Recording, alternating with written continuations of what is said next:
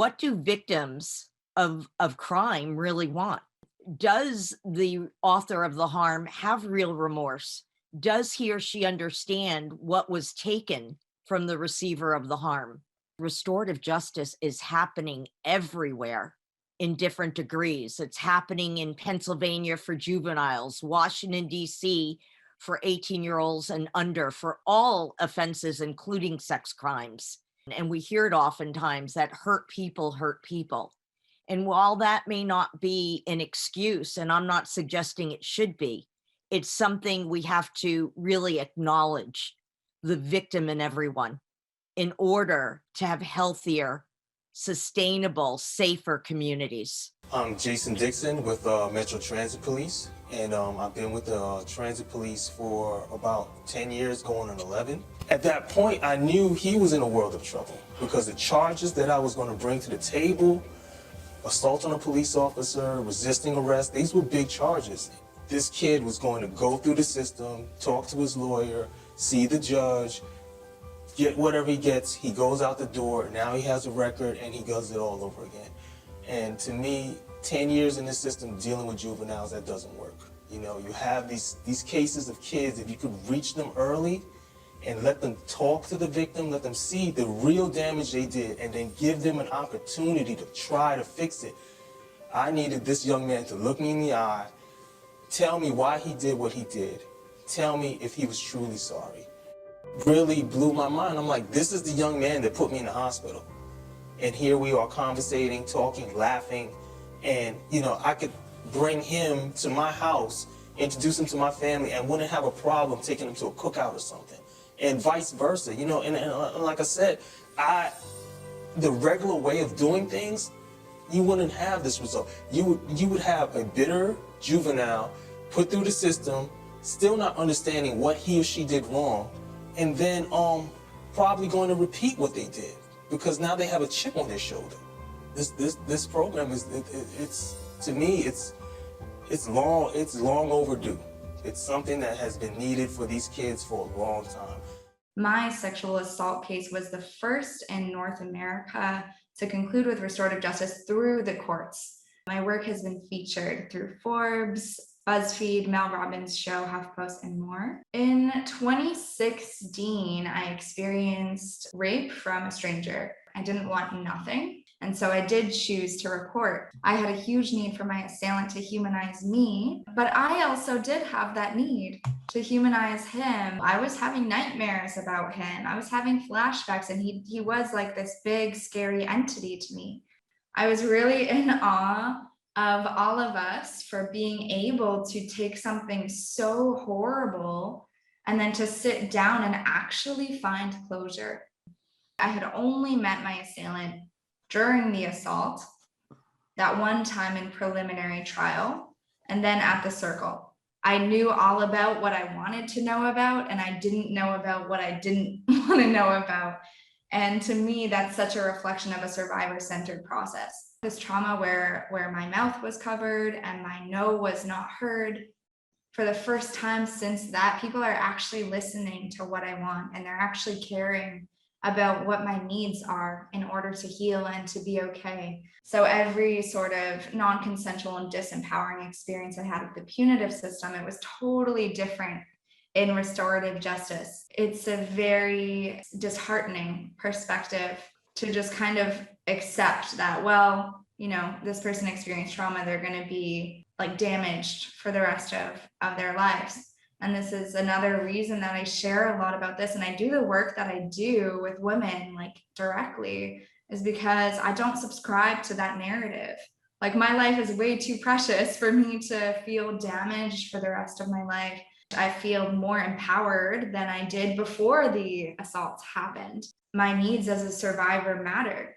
They matter enough for me to ask for them, to advocate for them, to tell the prosecutor that this is what I want, even though it's not how the system typically handles it. Something I actually got to ask him in the circle was, what happened between the time a baby was born and a perpetrator was made? If trauma can be the catalyst that changes so many survivors' lives, can it potentially be a catalyst for perpetrators to change their lives as well? Survivors are asked, do I want to take the punitive path and try to send this person to prison, who might be their father, their best friend, their teacher, whatever, or do I want nothing at all? And this is why so few people report, because it doesn't feel safe for us. We're like, do I want to rip my family apart? Do I want to, sit on the stand and be faced with all these invasive questions? Do I want to fight to send this person to prison? If those are our only options, then that's leaving a lot of people in situations of silence and further abuse. When we think about an evidence-based approach, we're really dealing with reducing risk. We're really dealing with improving public safety. And while it may feel good to operate in a punitive way for some people, that doesn't get it. What about people who need something that the criminal justice system does not offer them?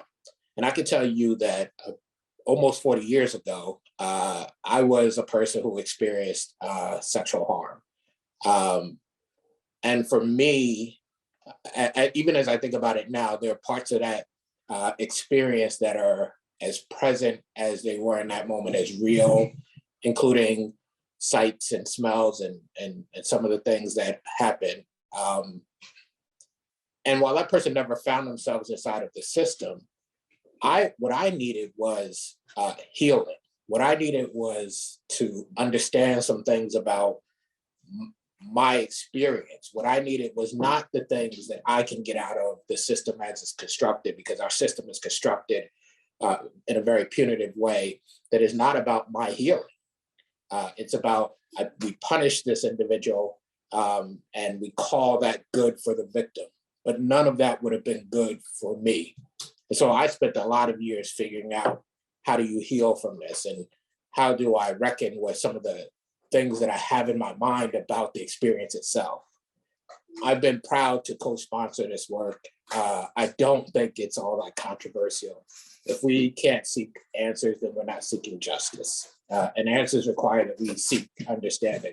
I wasn't always a believer in restorative justice. I've only actually known much about it for about 6-7 years.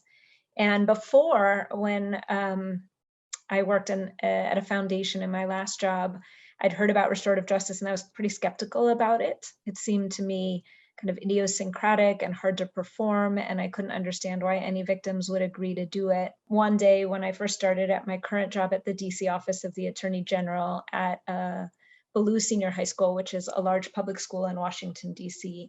And I was at the school, a woman named Ivy Hilton was holding a restorative justice conference or dialogue at the school, and she invited me to watch it.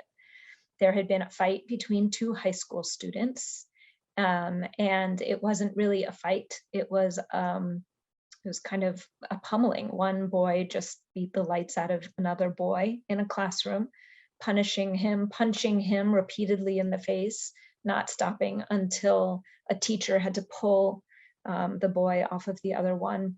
When the smaller boy walked into the conference room in which the facilitator Ivy and I were waiting, you could see his face had still some of the marks of the fight. He had a swollen, cheekbone, and you could see blood red in the white part of his eye. He came in with his mother and his aunt, and I'll call him Darren here for privacy. But when they first came in, they were talking about what happened on Friday. They were very angry and upset. They kept talking about how bad his eye had looked, and he was quiet. And soon thereafter, the other high school boy arrived, and I'll call him Malik, and he came in with his mother and his mother's fiance. And Ivy sat all of us down in chairs, set up in a circle with no table in the middle. And after introductions and ground rules, Ivy, the facilitator, turned to Malik and asked him to tell everyone what happened from the beginning. And now I should say that Malik is way bigger than Darren. He is taller, he's thicker, just seems like a way bigger kid. And this made sense to me. Bigger kid pummels weaker, smaller boy. End of story. But then Malik started talking really softly. He was very quiet. You could almost not hear him, and he was hunched over. He sat kind of awkward, kind of too big for his body, and nervous. And he said, they kept saying my name. He and the other kids, they kept saying my name, but it wasn't my name. It was something else. And so it turned out that they were making fun of his name, that Darren and these other boys had been doing this for weeks and weeks. And sometime on Friday, it seemed to be the last straw. So Ivy then turns to Darren, the other boy, and says, Darren, tell the group what happened. And Darren's like, nothing. I just called his name and he just out of nowhere got up and started punching me in the face. And Ivy then turned to some of the other people in the circle and said, why don't we go around the circle and comment on what we heard Darren saying and what it makes us think of from our own experiences. And so one of the other adults said, I don't think Darren was telling the full story. Another adult said, when I was younger, people used to make fun of my name and it was hurtful. And then it got to Darren's mother, and she stopped and said, you know, Darren is a joker and he thinks that he's funny, but he doesn't understand how his joking around can cause problems, that it can hurt people and he can get hurt himself. And so we all kind of talked in this circle for an hour and a half. And both the mothers talked about the fact that they didn't raise their children like this, how much they disliked violence.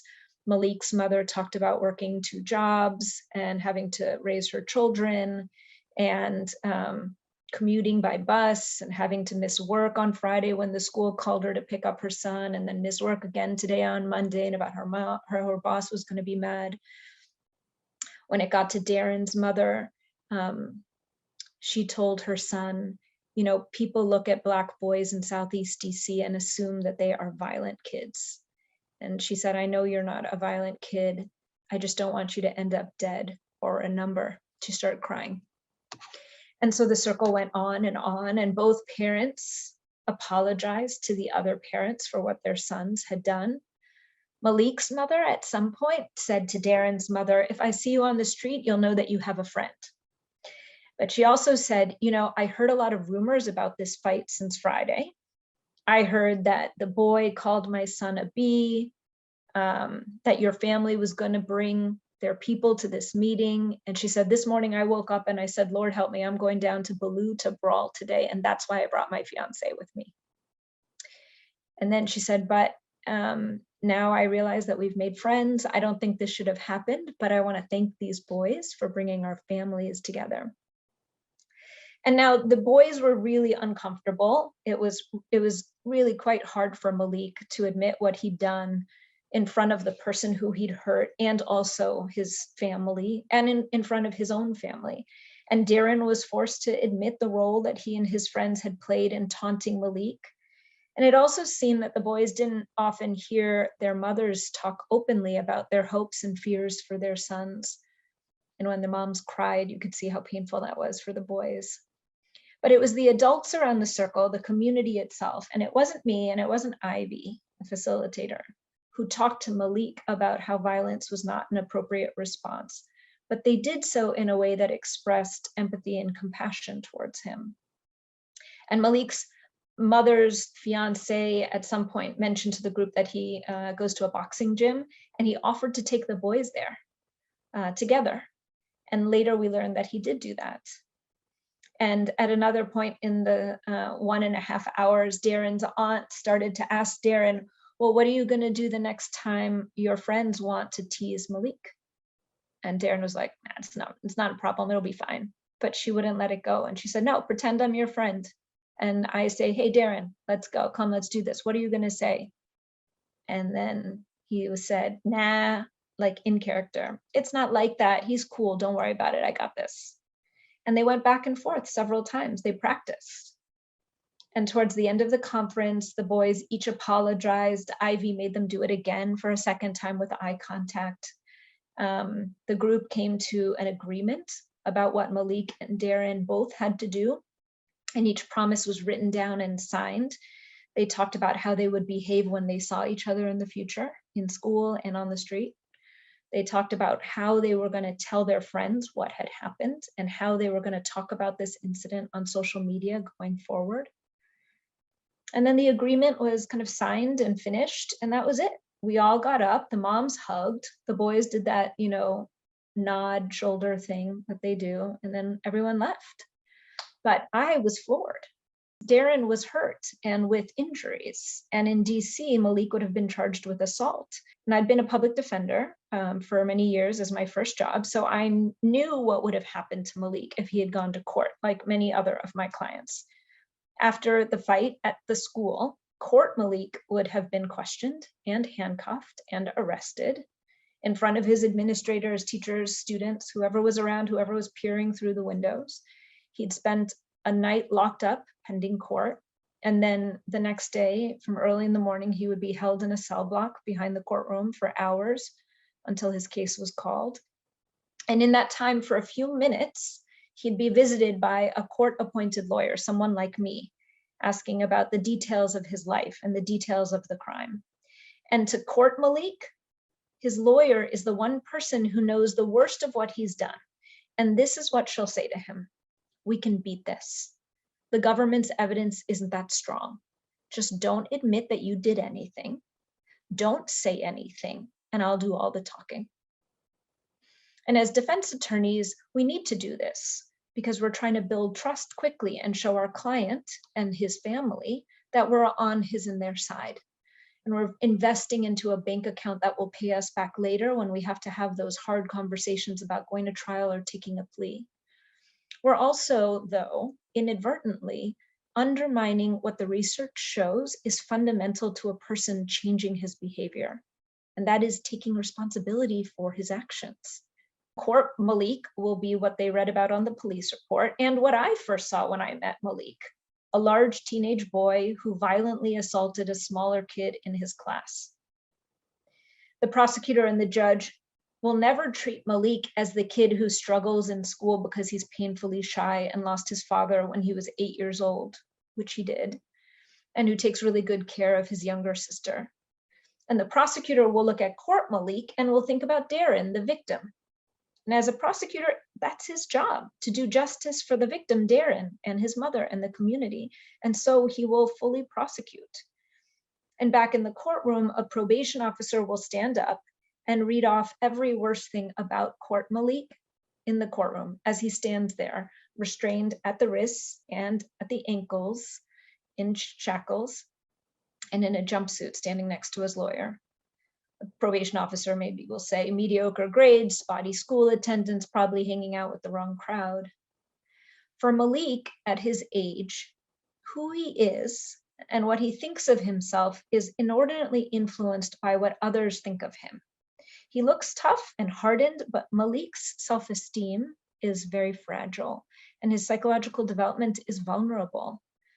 And in a courtroom, silenced and ashamed, court Malik will hear what is thought of him by all of these adults. And then he'll deliver. We contribute to stigmatizing these kids. And then they believe what we've told them about themselves, that they are unforgivable, that they are bad, that they are broken. And then we blame them for it. So eventually court Malik will enter a guilty plea. The prosecutor will never know that Malik actually felt terrible right after what he did, that Malik would have taken responsibility for the fight on the first day of court if he could have. At no point will Malik have to apologize directly to Darren, and Darren won't have to apologize for his role either, however minor it was. And when the judge asks him if he committed the crime, Malik's lawyer will lean over to her client, whisper in his ear, and tell him this is the time to say yes in order to take the plea. And so to Malik, none of this will feel like accountability or taking responsibility. And to the victim, it won't feel like justice. Court Malik will return to school and the underlying problem between him and Darren will not have been addressed. In fact, Darren and his friends may now be emboldened or prepared for retaliation. Malik will be the kid who was locked up, who has a PO, who is a criminal. It turns out that the very nature of prosecuting him produces a court Malik who is more wounded and is angrier and is actually more likely to harm again. And we've all seen this happen. But none of this did happen. What actually happened is that two boys and their families resolve the issue with accountability and fairness in a 1.5-hour conversation. So you can see why I was floored. But now my office, the Office of the Attorney General for the District of Columbia, which is the exclusive prosecutor for all juvenile crime in the District of Columbia, has a restorative justice program. In 2017, DC Attorney General Karl Racine launched our program. And since then, a set of full-time restorative justice facilitators who are employed by the prosecutor's office and I have brought together victims of crime and offenders and their respective families and supporters for over 200 restorative justice conferences.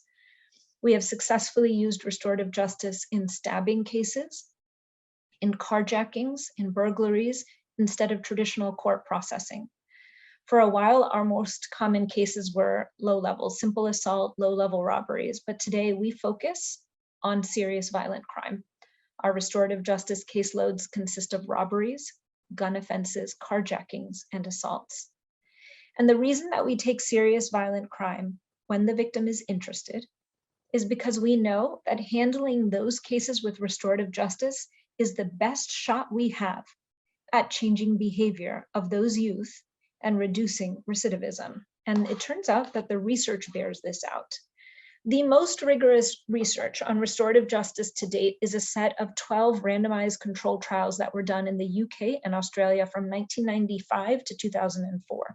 This covered over 2,000 cases. And the 12 programs all used restorative justice as an alternative to traditional prosecution, though it was in different sites. And some of the sites involved juveniles, some of them involved adults, and some of them had both. Some of the sites included serious offenses, and some only did nonviolent offenses, and some did both. As a result of all of the analysis, statistically significant findings from the study showed that there is a reduction in recidivism for those who do restorative justice over traditional prosecution. And that's not unusual. There have been many studies, but most of them aren't quite as rigorous, that have shown improved recidivism results.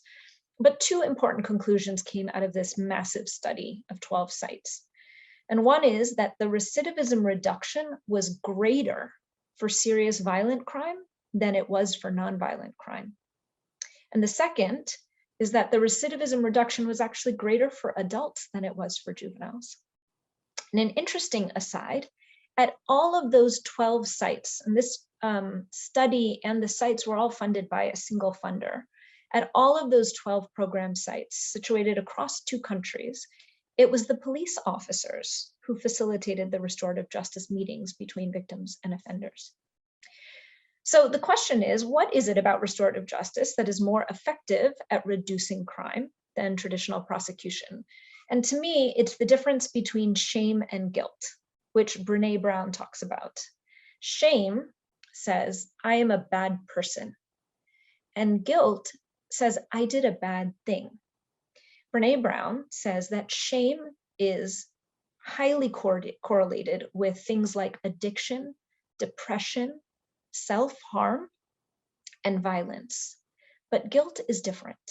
She says guilt is inversely correlated with those things because within guilt, there is a path to redemption built in it. Because you are not the bad thing, so you can try to be better and to make things right. The ability to hold something that we've done or failed to do up against who we want to be is incredibly adaptive and productive. It's uncomfortable. It's hard to face when you've really messed up, but it's actually productive.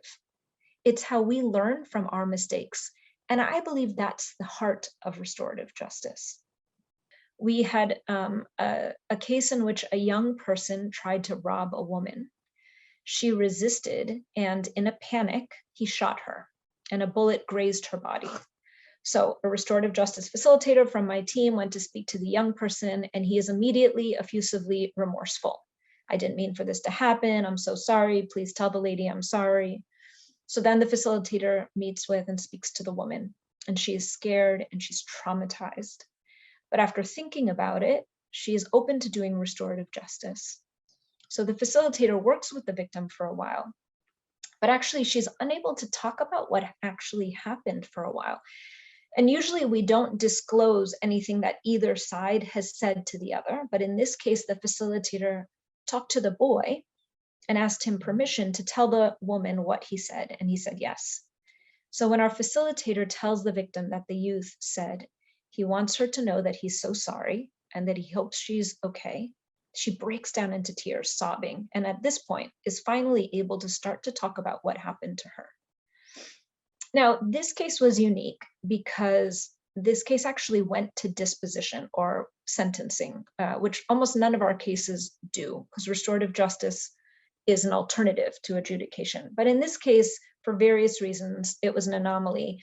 And before the restorative justice dialogue itself was set to happen, the parties all had to go to disposition, and it was during COVID, so it's all virtual. So everyone's there on video. The judge, the lawyers, the restorative justice facilitator, the boy, his mother, the victim, they're all there. And the judge is going through the motions of sentencing and instructs the victim to read her impact statement, her victim impact statement. And it turns out that she had done one at the very beginning of the case with the prosecutor when she had first met the prosecutor. So she pulls out this piece of paper and she starts to read it. And it's a long statement. But at some point, she says in the statement, she reads out, "You should be ashamed of yourself. I hope your mother is ashamed of you. And I hope your father, if you even have a father, is ashamed of you." And then the judge asks the youth if he had anything to say, and he says no. And he didn't read the letter that he had written before the hearing. And later, our restorative justice facilitator called him, and he told her he no longer wanted to do restorative justice. His mom later told the facilitator that when he went back into the juvenile detention facility after leaving the video room that he was in for this hearing, he had to be moved to a new unit, one for youth on suicide watch. And the restorative justice conference never happened. Shame, isolation, and stigma are features of our current justice system. They're not bugs. They are features of how it works. And it turns out that those features actually make us all less safe. They contribute to recidivism. There's new analysis and research on what they call crime desistance, which talks a little bit about why these features are so damaging and increase recidivism. Youth crime follows this age-old trajectory. It's called the age crime curve. And what it means is the vast majority of adolescents and emerging adults will naturally age out of criminal behavior or desist from crime. That's why the curve goes like this. Most of the young people who commit crime are going to age out of committing crime. It's the most durable trend in all of criminology. But desistance is a process. So the decisions to give up crime on that curve and move into a period in your life where you're no longer going to be committing crime, those decisions almost or sometimes involve relapses. It's a lot like addiction before you get to the final point of giving up crime permanently. And so there are things that can promote aging out of crime, the ultimate stopping of criminal behavior, and there are things that can halt it. They can actually make you continue to go in that direction for longer before you stop in that aging out process. And it's different for different people. For instance, parenthood is more strongly linked in the literature to desistance for females, whereas employment and peer influences are more likely to accelerate or disrupt the desistance process for males. And so the research actually tells us what's going on in this process, and it can inform how we deal with crime, and in particular, violent crime. And so the things that accelerate or aid in the process of aging out of crime are shifts in your self-identity, reduced associations with deviant peers, a positive self-image, and growth in self-esteem. And social institutions that are associated with the move to aging out of crime are institutions like employment and religion and pro-social communities like peers and extended family. But there are also things in the research that halt the natural process of aging out of crime, that actually increase the length of a youth's criminality into adulthood. For instance, exposure to deviant peers and a lack of access to resources and support, but also things that halt the natural process of aging out of crime are stigma and shame and resentment. And with respect to resentment, the research says that a sense of injustice and systemic bias can build resentment in our youth and halt the natural process of aging out of crime. Research shows that police arrests and incarceration can trigger mental health issues of stress, anxiety, and depression, especially among our youth of color. And youth who perceive the police and the justice system as unfair or experience bad treatment from police can build anger and resentment and have less respect for law and the police, thereby elongating the process of desistance.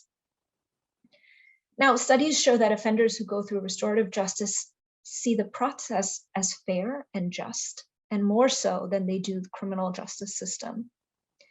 And so what we're typically doing in our justice system is actually increasing crime. It is slowing the natural aging out of crime for youth. And that makes sense because court is shaming and stigmatizing, and detention puts you in close contact with deviant peers and away from the institutions like school and family that actually promote desistance. And so some people may say, okay, you've got to stop prosecuting kids. And there is some research that supports that. But a lot of us know that that is not possible, at least not now. Not when real harm is being done, not when there are victims and communities that have been hurt or traumatized. And that's why my boss, the DC Attorney General, supports restorative justice. The beauty of restorative justice is that it deals with the crime and the harm that's been caused by the crime. It is about accountability directly to the victim, but it also promotes the things that help kids age out of crime: guilt and remorse, but not shame; accountability, but also redemption. It's a chance for these young people to hold up the terrible thing that they did against the good person who they know they can be, and do things to show progress towards being that person and away from being the terrible thing that you did. When the youth takes responsibility and then does things that the victim asks them to do, he's able to affirm his good core self and juxtapose the bad decision he makes against the person that he wants to be. Because you're not only saying that you're sorry, you're doing sorry. And this helps build a positive self-image. It helps grow your self-esteem. These are the crucial things to the desistance process. So restorative justice helps kids age out of crime. And it also helps youth develop communication and conflict resolution skills. And in our program, when youth are charged with serious violent crime and they go through restorative justice, they're also required to do 10 to 12 weeks of group cognitive behavioral therapy sessions with a community-based therapist. And CBT, cognitive behavioral therapy, is a proven behavior modification intervention for youth and adults. And in CBT, one of the things they do is they role play situations where they can practice making good decisions in tough situations, where they can build emotional regulation and self-control skills in a positive, pro-social environment. So restorative justice is cultivating the things that help youth move out of the crime curve, while traditional prosecution and incarceration actually accelerate the length of time that a young person will spend time doing crime before stopping. And there, of course, is failure. Even the research on desistance says there will inevitably be a small portion of individuals who will defy the predictions of the age crime curve and remain active in crime later in life.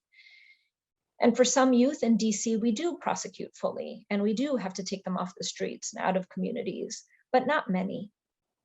Because when we overpunish, we push the vast majority of youth to commit crime longer. So we must be very careful about the use of our justice system. And also restorative justice doesn't always work. First, we only go forward with the victim's permission.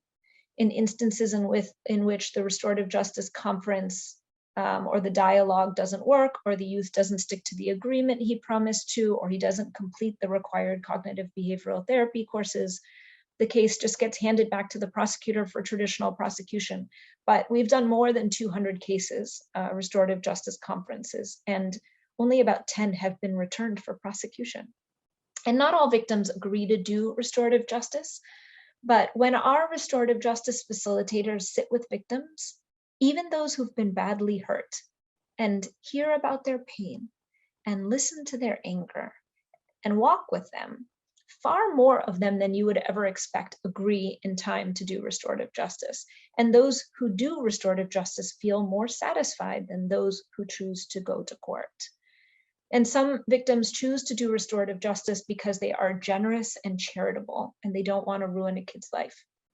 But some victims choose restorative justice even though they're really angry, because they need something that the court process doesn't give them, as Senator Winfield was talking about. They have to walk around in the world, and they may be worried about seeing the person who hurt them again, or they may be worried about retaliation after prosecution. Often, they want to tell the young person and his family how much they were hurt, and they want to see for themselves if he's truly sorry for what he did. Some victims are baffled about why it happened and have questions that they need answered, or they're worried that they were targeted and want to know if they were, or they've since changed their lives to avoid the bus or the metro or the neighborhood or all teenagers, and they need healing. In that massive 12-site restorative justice study, the main researcher studied surveys of victims of those hundreds of cases. And the conclusion that they found was that the anger and the fear and the raw emotion of the victim about how they were hurt, and that experience of the offender watching that and hearing from them and then having to apologize to that person, these were the critical emotional transformative events that impacted the victims and helping them feel less fear and less anger and less need for retaliation, but also helping the person who committed the harm build empathy. And in DC, our initial analysis shows recidivism reduction, but we've also launched our own randomized controlled trial to gauge recidivism outcomes more rigorously. But since the very beginning, we've been doing victim satisfaction surveys, and they have consistently shown like 95% of victims would recommend the process to a friend, 90% would do it again themselves if they were in a similar situation. We give victims of crime a choice. We say you can choose the traditional route of prosecution or restorative justice. And even if you choose restorative justice, you can change your mind and not give up anything. And some victims choose prosecution, but most victims choose an option that makes them feel safe and allows them to regain trust in the world after their trust is frayed. And what I've seen is that in my office, prosecutors have come to understand this, because after a prosecutor sits in on a restorative justice circle, he will refer more cases, including more serious cases, to restorative justice instead of prosecution. And many times we invite an observer to sit in and absorb a restorative justice conference if we get permission from the participants. And sometimes it's a prosecutor or a judge or a probation officer. And they say things like, I can't believe that after the trauma of crime, people can see each other as human beings and come to a resolution. I feel like we are public servants who are empowered with the duty to make things better for the public, both victims and offenders. And our juvenile justice system and our adult justice system should have one single goal, and that is to help the people learn from their mistakes and stop committing crime. But instead, we're making things worse. At every juncture, we stigmatize, we shame, and we dehumanize. And we don't even help victims find closure or heal. And we have to acknowledge that we're doing this. We must go back to kind of first principles. How can we help young people learn from their mistakes and stop future crime? Well, restorative justice is one of the ways. And New Zealand's entire juvenile justice system is restorative. Is it hard? Yes. Is it the answer for everything? No. And will some youth fail? Of course. But in Washington, D.C., we are dealing with serious violent youth crime with restorative justice. And we are getting better outcomes for victims and better outcomes with recidivism. Whether it's because people have a narrow framing where they feel like it only operates in the justice world. No, restorative practices exist outside of that, whether they have a mindset of only some type of harm can be addressed by this, or only some type of offense can be addressed by this. You know, we are seeing that our young kids are experiencing this in their classrooms as an opportunity for very simple behavior problems. And we're seeing this also being used for even more extreme types of offenses. We've been having a conversation about restorative justice in the state for a long time. And we have some programs that have what we call restorative practice, but we don't really do restorative justice the way that it could be done to the benefit of the state. Our justice system is not designed to give us what we need. It's not designed to think about human beings and what they need when something that puts us in contact with the justice system happens. I've been a victim of crime myself, and I know that really wasn't about what do I need. It was about how does the system function, and do we check the boxes of what we are supposed to be doing. But that's not how human beings work. And sometimes what we need is not for someone to be in prison or to have a record or any of that stuff. Sometimes we need to have a conversation with them. Sometimes we need some other things that our system can't give people. And so even though the system has functioned, people walk away and they don't have the things they need. They don't have the trust that they've lost. They can't figure out how to get there anymore. They don't feel security. They don't feel a lot of the things that we all know are the basic needs we have after one of these kind of events occur. So I'm really excited about the possibilities that come out of this conversation.